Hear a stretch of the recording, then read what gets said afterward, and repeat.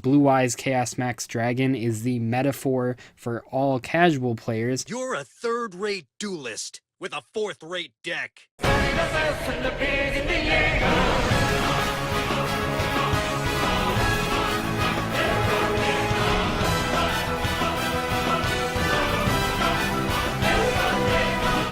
What's good everyone, SHURIT here. So today I'm bringing you guys an ABC Blue Eyes deck profile. So what initially inspired me to create this deck was actually Legendary Collection Kaiba. So I saw like the ABC cards and the Blue Eyes cards mixed together in one set, and I thought, how could you make a cool deck out of these, just these cards from this set?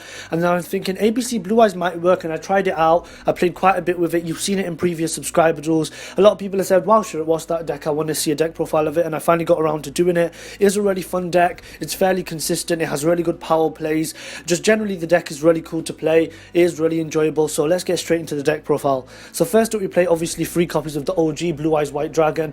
I think 3 copies is how much you are going to need, because you obviously got the trade in. Melody searches it out, is one of the essential cards in the deck to summon your alternative and stuff. Just powering through your deck with the trade-ins, and it obviously is another target for Galaxy Soldier as well, discarding it with Galaxy Soldier.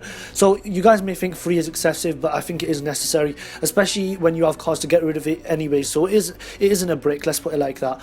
And then next up we play 3 copies of alternative. I tried to put this at 2, but I really did need the 3 because trading was never live. Plus I never really had access to it, and I go through them really quickly. Like, you want to be able to go late game with this deck, and if you want to play 2 alternatives, you're not going to have that whole late game grind thing. Obviously the ABCs give you that grind, but playing the 3 alternatives gives you an alternative option. You see what I did there? Yeah, that joke was horrible, but yeah, 3 alternatives just give you the alternative option to go grinding in late game. So it is a really good card to play.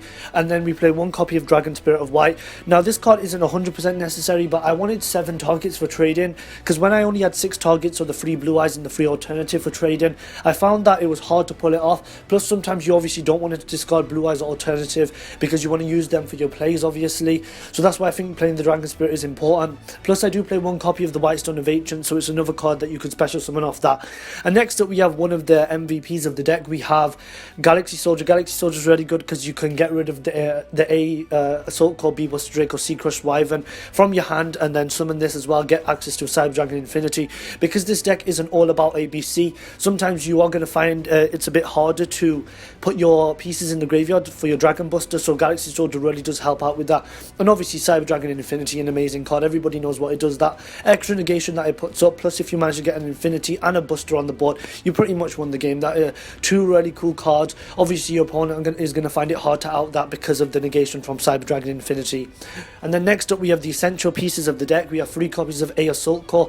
A Assault Core of course is not the best out of the 3 Union monsters, but obviously you're still going to play 3 because you played the 3 Dragon Buster and you want to be able to summon the Dragon Buster as quickly as possible. Overall it is a nice card. It has the highest attack, so it can help push for game as well. And then next up 3 copies of B Buster Drake. This is possibly the best one. Obviously the Searcher, when it goes to the graveyard you get to search. All of them will have the effect to equip. I'm pretty sure by now everybody knows what the ABC cards do, obviously, because they've been in so many meta decks recently. Even before, back when Zodiac, just before Zodiac, this was the best deck, so I'm fairly certain a lot of people know what these cards do. And then obviously the last one, 3 copies of Sea Crush Wyvern. Crush Wyvern's good if you just kind of brick, which rarely happens, to be honest. You can just set this, and the 2000 wall can sometimes come in clutch. Obviously your opponent can still power over it most of the time, but it can come in clutch. And obviously it offers you double protection. So let's say you have a kind of brickish hand, you have like 2 A, B or C pieces in your hand, you set C, your opponent destroys C, and then C gets to special summon something out from your hand when it gets destroyed, so that offers you protection as well. So overall solid card. And then next up we play 1 copy of White Stone of the Ancients. I did want to still include this card because it is a cool card that you can discard of Galaxy Soldier.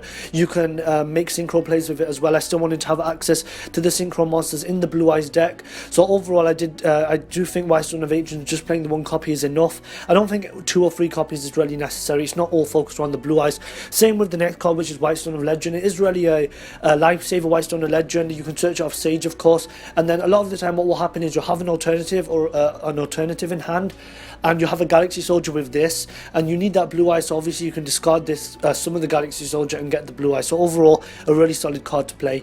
And then next up we obviously play 1 copy of Sage with Eyes of Blue. Sage is a cool card.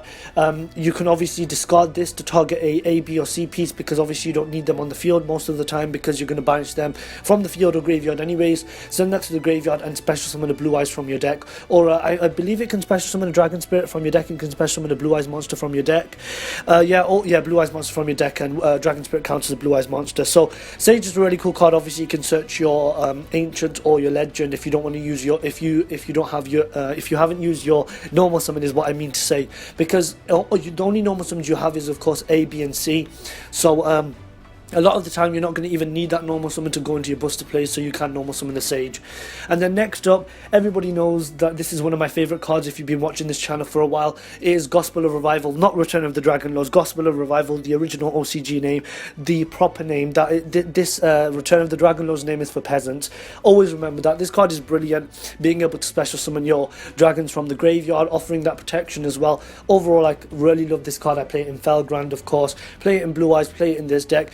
If you're playing a dragon deck, you have to include this card. It's just so good. One of the best cards that dragons have got in recent years, to be honest, if not of all time. And then next up, free copies of Trade-In. I've talked so much about this card. Obviously, if you're going to play level 8 dragons, you are sometimes prone to bricking, and Trade-In to sort out that problem for you. And then obviously another consistency card, we play free copies of a Melody of Awakening Dragon. Melody, a really cool card because you can discard the pieces to add your Blue Eyes an alternative. That's what originally made me kind of think about it as well. I was thinking, wow, Melody is really cool because you get to dump an A, B or C piece in the graveyard, and then you get 2 dragons out of it as well. So it's kind of like, sometimes with Melody, when you discard a card, you don't really want to discard it in Blue Eyes, but now you even have the ABC, so whatever you discard, you end up gonna needing it, you end up gonna want to have that in the graveyard anyway. So overall, Melody is a really good card. And then next up, obviously we're playing a bunch of dragons, we're playing a bunch of ABC pieces, level 4s, so we're playing the Soul Charge. It's pretty self-explanatory, obviously. Bringing back a bunch of monsters. Yeah, you lose your battle phase, but the boards you can make using Soul Charge are insane. Like, you don't even need your battle phase. If you had your battle phase and you could activate Soul Charge in the same turn, Soul Charge would be banned. I'm not joking about that either. Soul Charge would definitely be banned. And then next up, obviously, 1 copy of Monster Reborn. Bringing back your ABC Dragon Buster, bringing back your alternative or any of your other extra deck monsters. Obviously, really cool. And then 1 for 1. 1 for 1's cool because you can discard an A, B or C piece, special summon a Sage, special summon a White Stone, go into synchro plays, so overall that is really good. And then next up, one of the most important cards in the deck, obviously you guys will know what this is one of the most important cards if you're playing any ABC deck, and it is Union Hanger. Union Hanger is a brilliant field spell, definitely one of the best field spells. We're not playing Terraforming because there's not really much room in the deck for it. I don't really think Terraforming is essential, to be honest. Most of the time you're going to be able to get the A, B and C pieces into the graveyard and get them into your hand anyways without the Terraforming. So I think Terraforming is a bit unnecessary, and it can, and if you end up having Union Hanger and Terraforming, or like 2 Union Hangers and Terraforming, then it can end up breaking you. And then next up, we play 3 copies of Evenly Matched, or you know the drill, Megamine X.